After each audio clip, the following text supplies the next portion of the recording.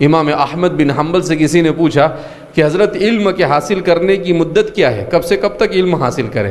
تو آپ نے عجیب جواب دیا۔ امام احمد نے فرمایا من المہد الی اللحد، ماں کی گود سے قبر کے گھڑے تک، پوری زندگی علم حاصل کرنا ہے۔ من المہد الی اللحد، ماں کی گود سے قبر کے گھڑے تک، یعنی پوری زندگی نام ہے سیکھنے سکھانے کا، زندگی عبارت ہے سیکھنے اور سکھانے سے۔